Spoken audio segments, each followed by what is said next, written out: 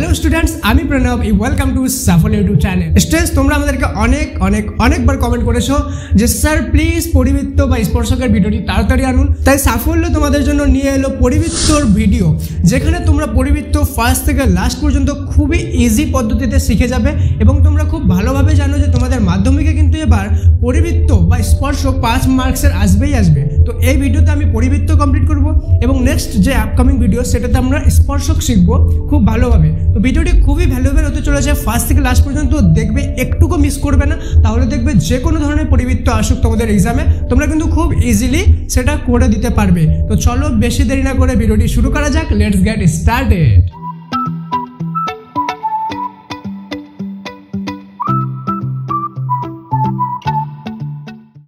তো স্টুডেন্টস, আমি আগেই বলে দিই এই ভিডিওটি বিগিনার থেকে শুরু করে অ্যাডভান্স যে কারোর জন্য ভ্যালুয়েবল। তাই আমি তোমাদেরকে বিগিনিং থেকে শুরু করে অ্যাডভান্স সব কিছুই শেখাবো। তাই কিছু বিগিনার জিনিস থাকবে, সেগুলো তোমরা যদি আগেও শিখে থাকো তো দেখবে তোমাদের হেল্প হবে।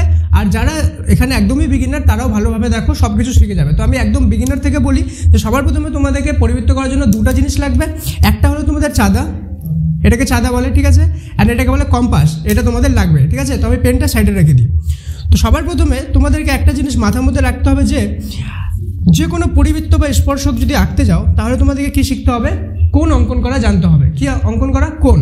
তো যারা অলরেডি কোণ অঙ্কন করা জানো, 30 ডিগ্রি, 60 ডিগ্রি, 90 ডিগ্রি, তাহলে কী করবে? স্কিপ করে একটু আগে চলে যাও, যেখান থেকে পরিবৃত্তটা শুরু হবে সেখান থেকে দেখো।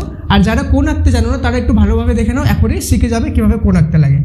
মনে রাখবে 30 ডিগ্রি, 60 ডিগ্রি অ্যান্ড 90 ডিগ্রির যে কোণটা সেটা তোমাদেরকে কী দিয়ে আঁকতে হবে? কম্পাস দিয়ে আঁকতে হবে। এটাকে কম্পাস বলে, তাই তো? কম্পাস দিয়ে আঁকতে হবে।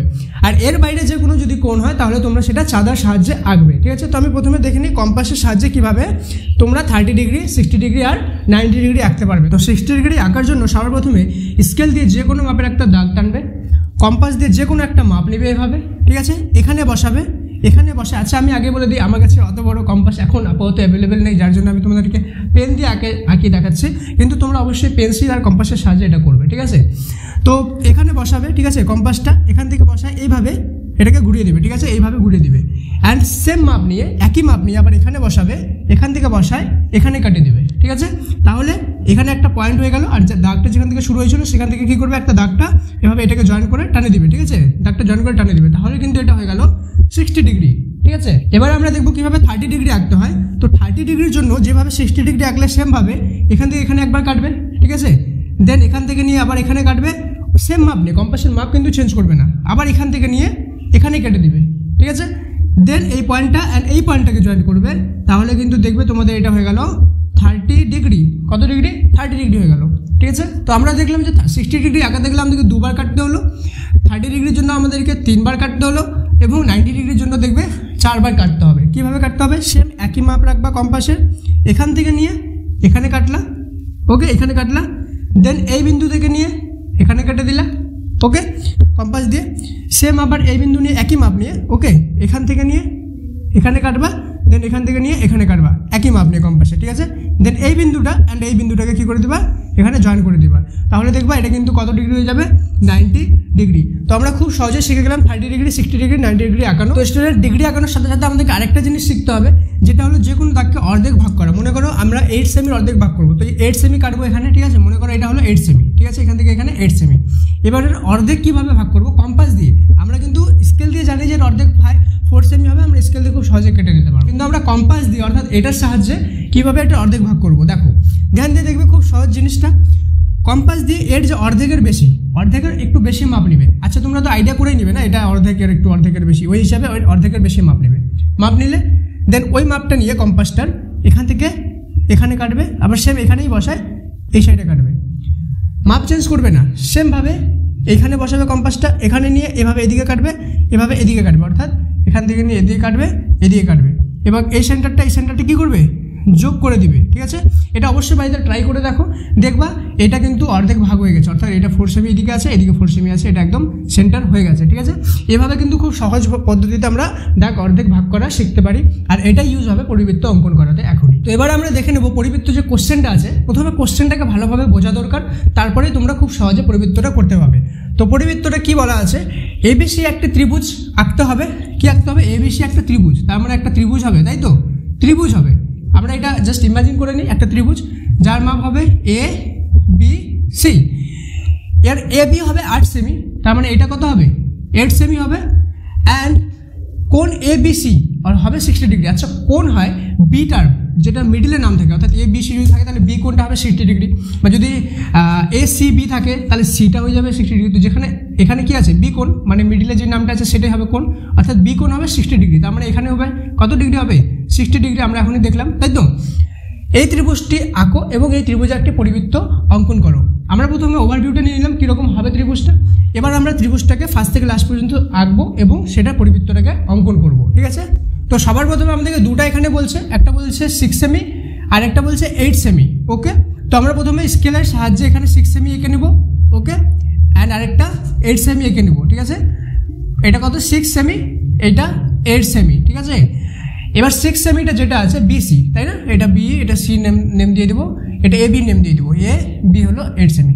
এবার কি করব, যে কোনো মাপের একটা দাগ টানবো নিচে, যে কোনো মাপে দাগ টানো। আচ্ছা দাগটা একটু আমার টানবাকা হতে পারে, তোমরা স্কেলটা টানবো তো সেটা সোজা হবে, তো একটু অ্যাডজাস্ট করে নেবো, ঠিক আছে। তো সবার প্রথমে আমরা একটা দাগ টানলাম, দাগ টানে আমরা দেখছি ত্রিভুজে বিসি কোনটা, নিচেরটা, তার মানে বিসির মাপ কত ছিল 6 সেমি, তার মানে এখান থেকে কম্পাসের সাহায্যে মাপ নিবে এভাবে, ওকে, কম্পাসের সাহায্যে এটাকে মাপ নিয়ে নেবে এখান থেকে এখানে, দেন এখান থেকে কম্পাসের সাহায্যে সেই মাপটাই কেটে দিবে। তো আমরা ইমাজিন করে নিলাম এখান থেকে এখানে আমরা কত 6 সেমি কাটলাম। এবার আমাদেরকে বলছে যে বি কোণটা হবে 60 ডিগ্রি, বি কোণটা 60 ডিগ্রি। আমরা এখনই দেখলাম 60 ডিগ্রি কীভাবে আঁকতে লাগে। তো কম্পাসের সাহায্যে এখান থেকে এখানে মাপ নিয়ে কাটলাম, দেন সেম মাপ নিয়ে আবার কম্পাসটা এখানে বসায় এখানে কেটে দেবো, ঠিক আছে। এটা তাহলে হয়ে গেল 60 ডিগ্রি। তো এই যে এই বিন্দুটাকে কী করে দেবো, যোগ করে দিলাম, হয়ে গেল। এবার আমরা একটা জিনিস দেখব যে এ বি এটা, তাই তো, এ বির মাপ বলছে 8 সেমি। তো আমি এখান থেকে এইটা কম্পাসের সাহায্যে মাপ নিয়ে নিলাম, এই মাপটা এখানে বসায় এই বিন্দু থেকে এখানে কেটে দিলাম, তার মানে আমাদের হয়ে গেল এটা এ বি, তাই তো, এ বি, এটা বিসি। এবার দেখো এখানে একটা পয়েন্ট হয়েছে, এখানে একটা পয়েন্ট হয়েছে, এই দুটো পয়েন্টকে আমরা কী করে দেবো, এখানে এইভাবে যোগ করে দেবো, ঠিক আছে। তো আমরা এখনই দেখলাম যে কোনো দাগকে অর্ধেক কীভাবে ভাগ করতে লাগে। তো আমরা এখনই দেখব এটাকেও সেমভাবে অর্ধেক ভাগ করতে হবে। যে এই যে মনে করো নামটা দিয়ে দিলাম এ বি সি, বি আর সিকে আমরা অর্ধেক ভাগ করবো, তার মানে এর অর্ধেকের বেশি মাপ নিব, এখানে কাটবো, সেম এখানে বসে আবার এখানে কাটবো, আবার সেম ওই মাপটাই এখান থেকে বসে এখানে কাটবো, এই দাগটাকে কী করে দেবো, এই দুটো সেন্টারকে জয়েন করে দেবো। তো একটা দাগ হলো, আরেকটা দাগ হলো এ আর বিকে অর্ধেক ভাগ করবো, সেমভাবে এ আর বি এর দু সাইডে বসাবো, অর্থাৎ বি এর এক সাইডে অর্ধেকের বেশি মাপ নিব, বি এর সাইডে বসা এদিকে কাটবো, ওকে, আবার এদিকে কাটবো, আবার এরও সাইডে বসা এদিকে কাটবো, ঠিক আছে। এবার এই দুটো সেন্টারকে কী করে দেবো, জয়েন করে দেবো এভাবে, ঠিক আছে।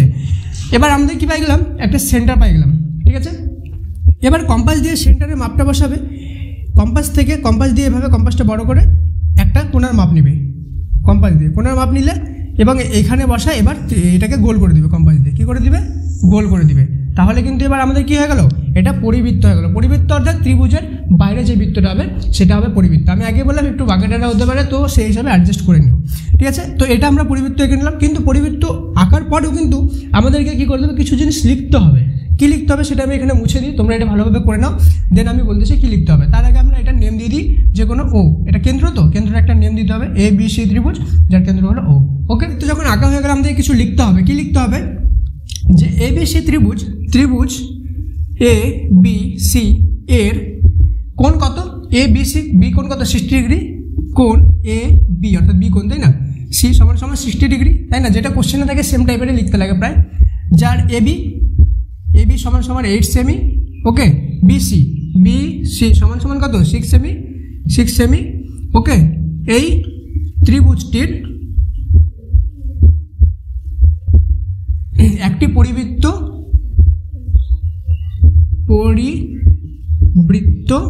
অঙ্কন করলাম, ঠিক আছে। তো এত সহজভাবে আমরা কি করলাম, পরিবৃত্ত অঙ্কন করা কিন্তু শিখে গেলাম। তো স্টুডেন্টস, ভিডিওটি কেমন লাগলো সেটা কমেন্টে জানাও, প্লাস এটা তোমরা অনেকবার প্র্যাকটিস করো, বিভিন্ন মাপ নিয়ে প্র্যাকটিস করো, তাহলে দেখবে এটা খুব সোজা হয়ে যাবে। প্লাস তোমাদের সাজেশন বইয়ে যেসব কোশ্চেন দেওয়া আছে সেগুলোকেও প্র্যাকটিস করো পরিবৃত্তর এই নিয়ম ফলো করে, তাহলে কিন্তু দেখবে তোমাদের খুব সহজ হয়ে যাবে পরিবৃত্ত অঙ্কন করা এবং 5 মার্কস খুব ইজিলি তোমাদের মাধ্যমিক এক্সামে চলে আসবে। নেক্সট ভিডিও যেটা আসবে সেটাতে আমরা কি করব, স্পর্শক অঙ্কন করা শিখবো। তো অবশ্যই ভিডিওটি লাইক করে দাও এবং এখনো পর্যন্ত সাবস্ক্রাইব না করে থাকলে প্লিজ সাবস্ক্রাইবটা করে দাও, কেন কি আমার প্রচুর পরিশ্রম হয় এই ধরনের ভিডিও তোমাদের জন্য বানানোতে। সো প্লিজ সাবস্ক্রাইব করে দাও। May God bless you all.